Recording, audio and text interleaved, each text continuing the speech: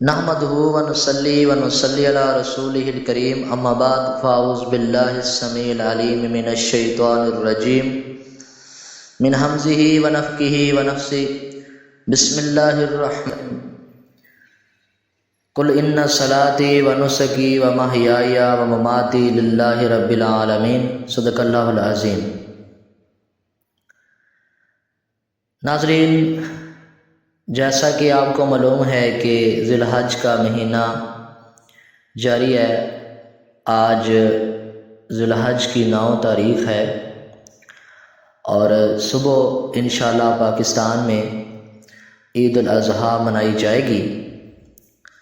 تو اسی حوالے سے ویڈیو لے کے آپ کی خدمت میں حاضر ہوا ہوں۔ اس ویڈیو میں بتانا یہ ہے کہ قربانی کا صحیح وقت کیا ہے، حدیث اس بارے میں کیا کہتی ہے۔ میں نے شروع میں سورہ الانعام کی آیت تلاوت فرمائی، جس میں اللہ تعالیٰ فرماتے ہیں قل ان صلاتی و نسکی و محیائی، اے نبی فرما دیجئے میری نماز اور میری قربانی اور میرا جینا ومماتی للہ رب العالمین، اور میرا مرنا اللہ ہی کے لیے ہے جو تمام جہانوں کو پالنے والا ہے۔ اچھا، اس میں اللہ تعالیٰ نے پہلے نماز ادا کرنے کا حکم دیا، یعنی اس آیت سے یہ ثابت ہوتا ہے کہ پہلے ہم نے نماز ادا کرنی ہے، پھر ہم نے قربانی کرنی ہے۔ صحیح البخاری کی حدیث ہے، نبی کریم صلی اللہ علیہ وآلہ وسلم نے فرمایا آج کے دن یعنی ذی الحج کی 10 تاریخ کو عید الاضحیٰ کے دن، آج کے دن پہلے ہم نماز پڑھیں گے، پھر ہم قربانی کریں گے، اور جس شخص نے ایسا کیا اس نے ہماری سنت پر عمل کیا، اور جس شخص نے ایسا نہ کیا، جس شخص نے نماز پڑھنے سے پہلے قربانی کر لی، اس کی قربانی نہیں ہے،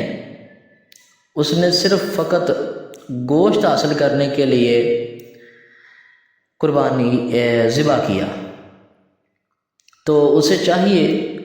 کہ وہ دوبارہ جانور ذبح کرے، اس کی قربانی نہیں ہے۔ اس حدیث سے یہ ثابت ہوتا ہے کہ ہمیں عید الاضحیٰ کی نماز پڑھ کر پھر ہمیں قربانی کرنی چاہیے، یہی سنت طریقہ ہے، اور سنت طریقے کے مطابق ہی ہر عمل ہمیں سر انجام دینا چاہیے۔ دوسری بات جو آپ کے گوش گزار کرنے آیا ہوں وہ یہ ہے کہ عید الاضحیٰ کی نماز پڑھنے سے پہلے ہم نے کھانا پینا نہیں ہے، یعنی نبی کریم صلی اللہ علیہ وآلہ وسلم کی سنت ہے کہ آپ صلی اللہ علیہ وسلم عید الاضحیٰ کے دن بغیر کھائے پیے عیدگاہ کی طرف جاتے اور عید الاضحیٰ کی نماز پڑھ کر قربانی کرتے، قربانی کی گوشت سے پھر کھانا تناول فرماتے۔ تو ہمیں بھی یہی چاہیے کہ تھوڑی دیر صبر کر لیں تو قربانی کے گوشت سے ہم کھانا تناول کریں اور نبی کریم صلی اللہ علیہ وسلم کی سنت کے مطابق عمل ہو جائے۔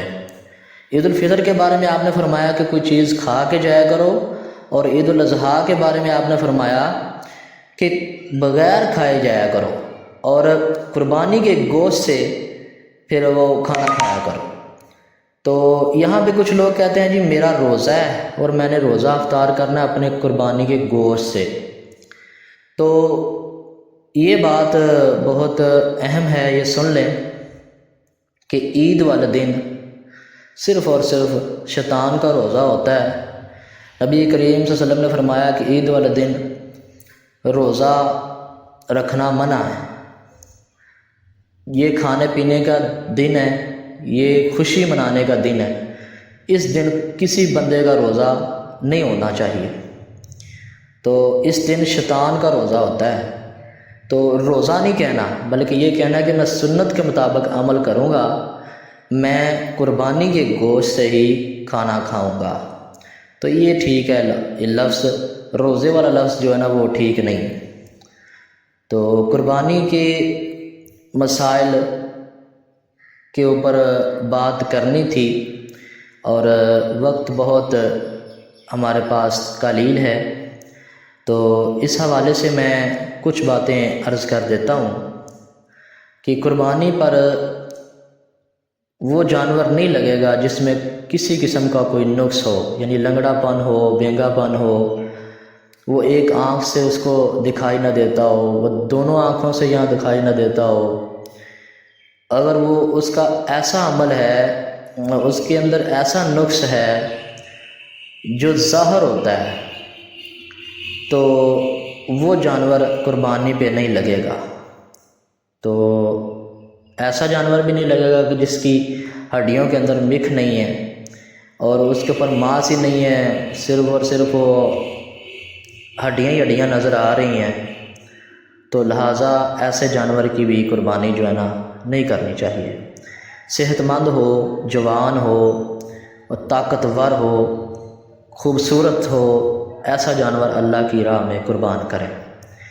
وآخر دعوانا ان الحمد للہ رب العالمین۔